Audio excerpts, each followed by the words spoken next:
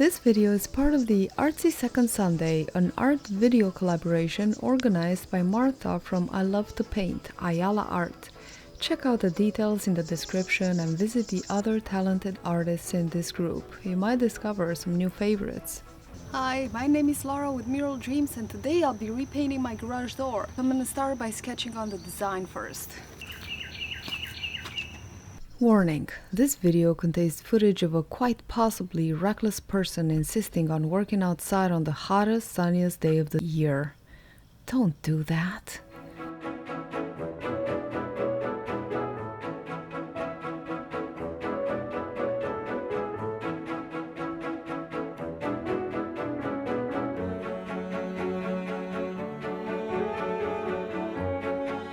With that out of the way, let me tell you about today's art project. This is the 6th seasonal mural that I've painted for fun and experience on my own garage door. Here you can see some of my past projects, most of them multiple day projects. The last one, however, just as this one, was a one-day mural that I painted with my good friend Paul last Halloween. That was such a fun day. I definitely encourage you to check out the video. I left a link to that in the description.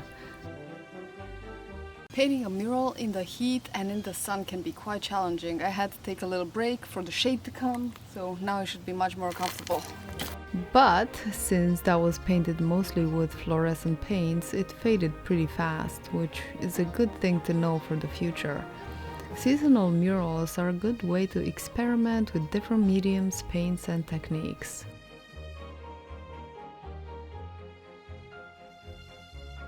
But I also wanted to tell you a little bit about the theme of today's mural, which is bees. You see, it all started with my sacred geometry obsession, and I could not leave out hexagons, which appear in honeycombs, because they're the most efficient way to fill space with the least amount of material, wasted space, and energy.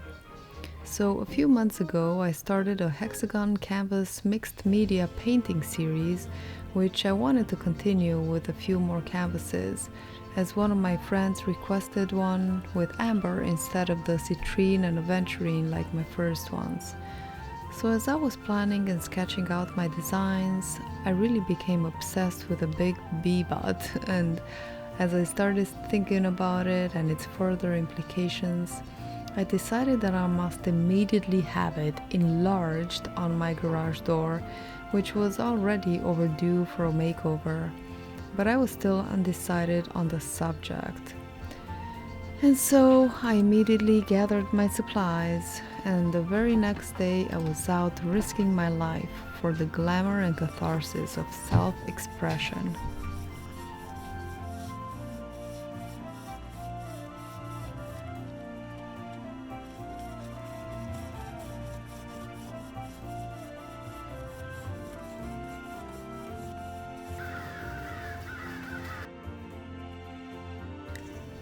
First of all, I feel like we all, especially the people who sometimes take life too seriously, desperately need more humor in our lives.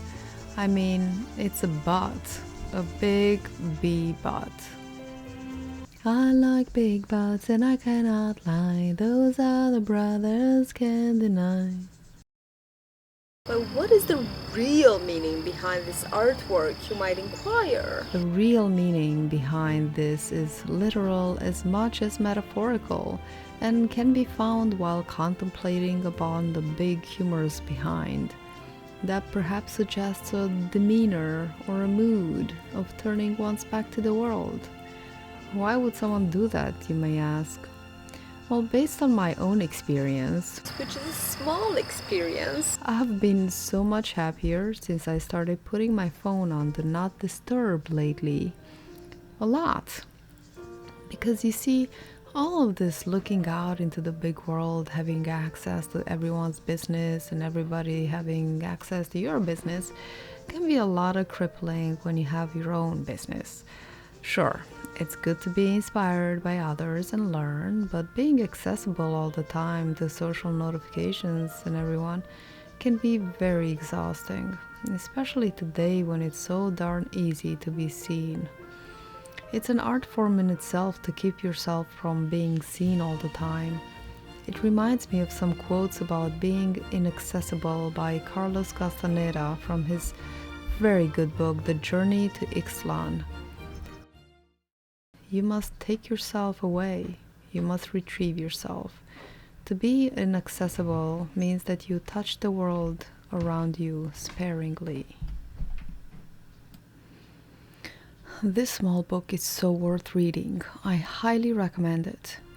And so, the real meaning behind this art is to reclaim your right to be undisturbed, to stop looking out to see what others are doing, to reclaim your attention, your clarity, your vision.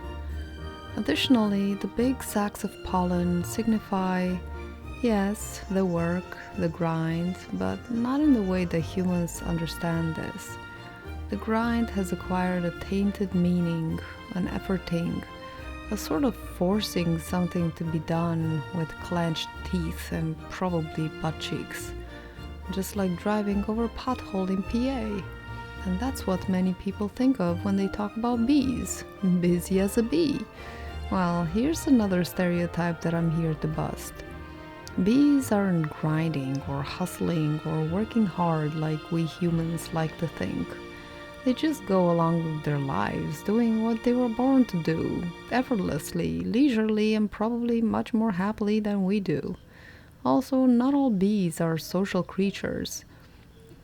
Here's some fun facts about bees that you may or may not have known before.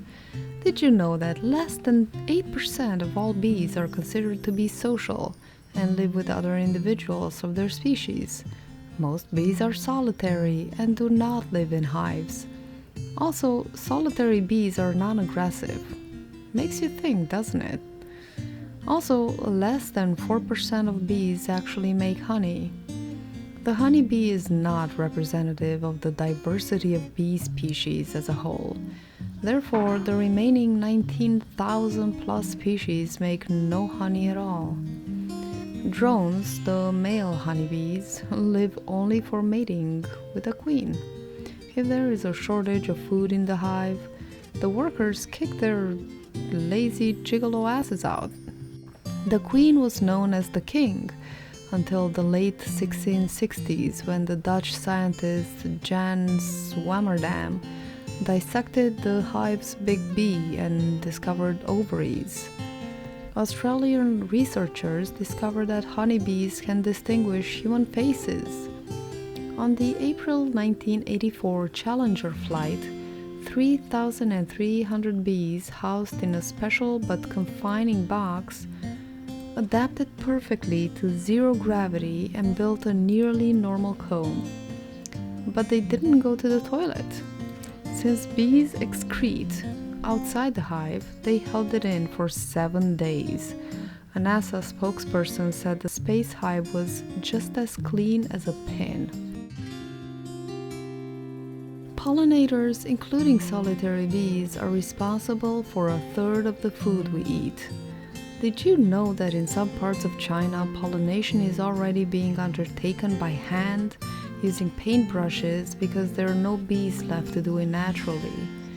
We used to think that honeybees were the biggest contributors to crop pollination, but that simply isn't the case today. All types of bees are important. Here's some facts about bumblebees. Bumblebees are more efficient pollinators than honeybees, in fact. They mainly forage for pollen rather than nectar and transfer more pollen to the pistils of the flowers with each visit. Female worker bees do the collecting of nectar and pollen. They perform a unique service called buzz pollination by grabbing the pollen-producing part of the plant in their jaws and vibrating their wing muscles to loosen trapped pollen.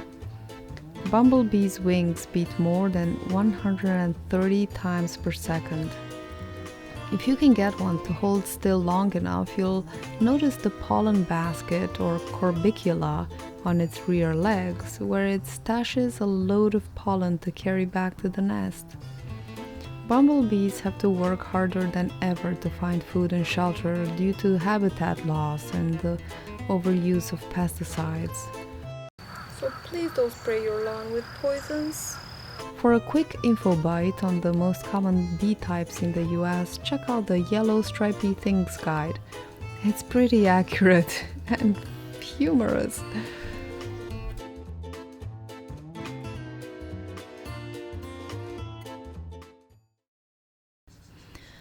For this mural, I used some outdoor white and black latex paint from Sherwin-Williams, and the colors are the Chroma Mural Paint, which is outdoor safe and light fast, which means that the pigments can withstand the sun's UV rays without fading. I used this paint before indoors for the restaurant cat mural, and I was extremely pleased with the vibrance of the colors. I honestly recommend this paint if you're going to paint large, as it comes in a generous 16-ounce tub and it's affordable and a pleasure to work with.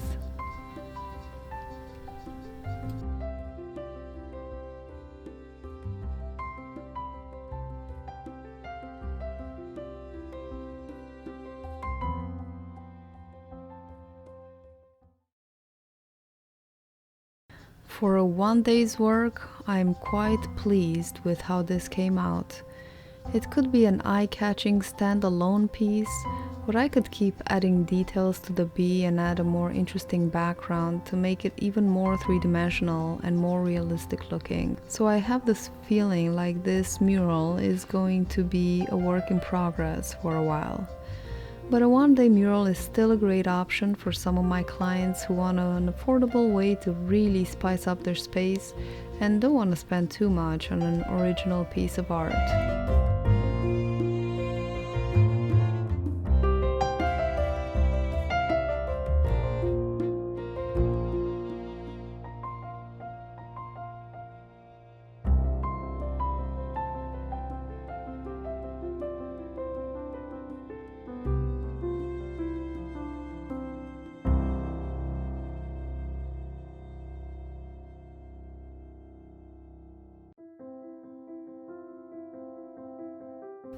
Well, I sure hope that you've enjoyed today's art project and video and all the information about bees.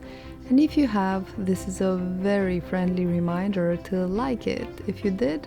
And if you're new to the channel and you dig this content, subscribe and hit the bell to get notified when I post a new video, which is pretty much every week. That being said, have a lovely summer, my friends, and trust the flow. Bye! Oh, also, don't forget to put on some sunscreen if you're gonna paint outside. If I wasn't wearing sunscreen, I would have been red as the little mark on my back where apparently I missed a spot. Well, thankfully that 60 SPF really did the job very well. I'm pleased. Okay, bye.